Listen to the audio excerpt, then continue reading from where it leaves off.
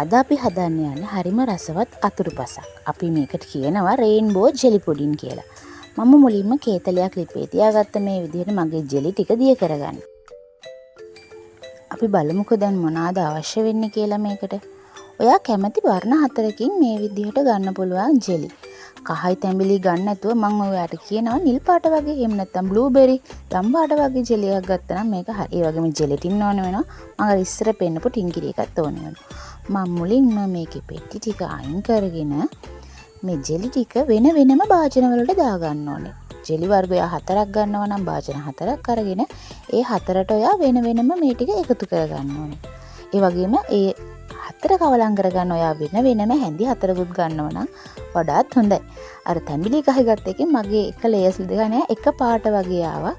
ඒකට අපි බ්ලූබෙරි වගේ දැම්මා නම් හරිම ලස්සනයි. මේ විදිහට එකතු කර මම මෙතන ගන්නවා ජෙලටින් ග්‍රෑම් 25කුත් මගේ කිරි ලේයර් එකට අවශ්‍ය වෙන ජෙලටින් ටික තමයි මම මෙතන හදා ගන්න හදන්නේ.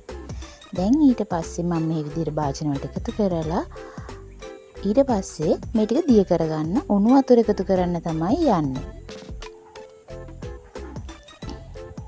දැන් කීතලේ වතුර නටනවානේ. මම කීතලේ මේ විදිහට ලිපෙන් අරගෙන දැන් අපේ ජෙලි ටික දිය කරගන්න.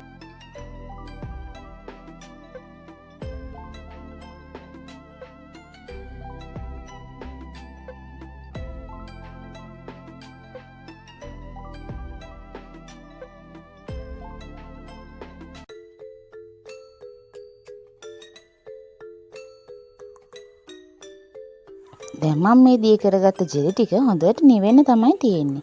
ඒ අතරේ මම ටින් කිරි එක එකතු කරලා කිරි මිශ්‍රණය හදාගන්නයි යන්නේ.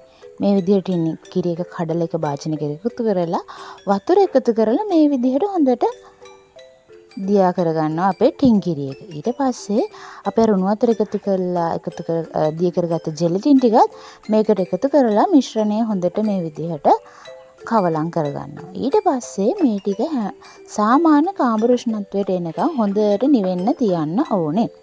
අපි ඊට පස්සේ මම භාජනයක් අරගෙන ඒකට එකතු කරගත්ත ලන්ච් ෂීට් එකක්. ඒ එකතු කරලා පළවෙනි ලේයර් එක තමයි මම එකතු කරන්නේ. කිරි ලේයර් එකක් තමයි මම මුලින්ම මේ විදිහට එකතු කරගන්නේ. ඊට පස්සේ මේක විනාඩි 20ක් ඩීෆ්‍රීසර් කොටස. ඒ කියන්නේ ඔබේ ෆ්‍රිජ් එකේ සාමාන්‍ය කොටස නෙවෙයි ඩීෆ්‍රීසර් කොටසේ තියලා මම අරගෙන ආවා. ඊට පස්සේ මේ එකතු කරනවා රතු පාට ජෙලි එකක්. මේකත් ඒ විදිහටම එකතු කරලා මේ විදිහට හැන්දක් ආධාරයෙන් එකතු කරාම අපි අර මුලින් දාපු ලේයකට හානියක් වෙන්නේ නැහැ. එකතු කරලා ආයෙත් ඩීෆ්‍රීසර් එක කොටසේ විනාඩි 20ක් තියලා අරගෙන එන්න ඕනේ. විනාඩි 20කින් සාමාන්‍ය විදිහට ජෙලි එක සෙට් වෙලා තියෙනවා.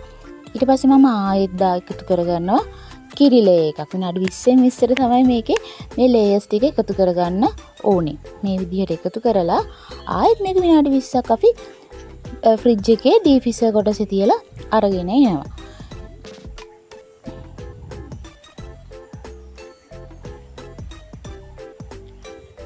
දැන් ඔන්න ඒම ගෙනලලා අපි එකතු කරගන්නවා. මම මේ දැන් එකතු කරගන්නේ කහ පාට ලේයර් එක. කහ පාට නිකන් තැඹිලි පාට වගේ. අර මං වගේ ඔයාලා වෙන පාටක් ගන්න. පාට එකතු කරගෙන මේ විදිහට මේකත් විනාඩි 20ක් ඩීෆ්‍රීසර් කොටසේ තියලා අරගෙන ආවිලා බලමු ඊළඟ ලේයර් එක කොහොමද එකතු කරගන්නේ කියලා. මම මාරුවෙන් මාරුවට කිරි ලේයර් එකයි අපේ හදාගත්ත ජෙලි ලේයර් එකයි තමයි දැම්මේ. ඔයා මේ විදිහට ඊට පස්සේ ආපහු කිරි ලේයර් එකක් දානවා. ඒක දාලා මේ විදිහට හොඳට පතුරවලා සම්පූර්ණ ජෙලි කොටසට අපි ආපහු ෆ්‍රීසර් එකේ තියලා ගේනවා. ආපහු ඊට පස්සේ එකතු කරන්නේ කොළ පාට ජෙලි ලේයර් එක. මේ විදිහට එකතු කරලා ඒකත් විනාඩි 20ක් ඩීෆ්‍රීසර් කොටසේ තියලා අරගෙන එන්න.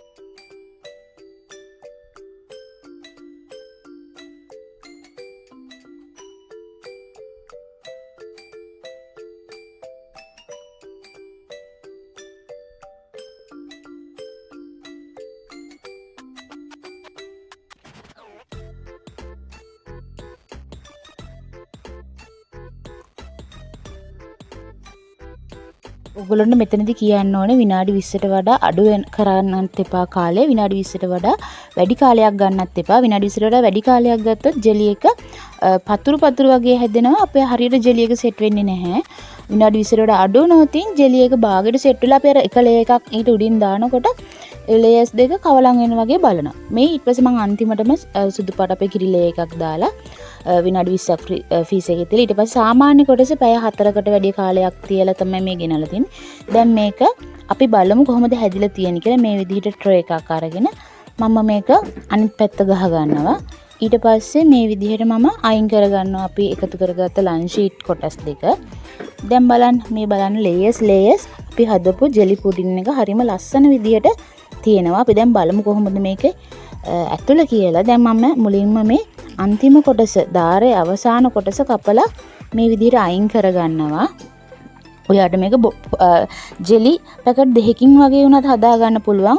වැඩි පිරිසක් කෙනෙකුට මේ විදිහට හැදුවට කොළ පාට රතු පාට වගේ වර්ණ දෙකක් විතරක් අරගෙන සුදු පාට අපේ කිරි මිශ්‍රණය විතරක් හදාගෙන පොඩි භාජනයකට ලේස් දදා කහ පාට එක ඒ මාරුවෙන් මාරුවට ඒ වර්ග තුන දාලා ඔයාට හදා ගන්නත් පුළුවන්. වැඩි පිරිසක් වෙන වෙලාවට මේ විදිහට හදලා පිළිගන්වන්නත් පුළුවන්. බලන්නකෝ හරිම රසවත් වගේම මේක හරිම වර්ණවත් ඇහැ පිනවනවා. ඔයා හදලා බලන්න හරිම රසවත්.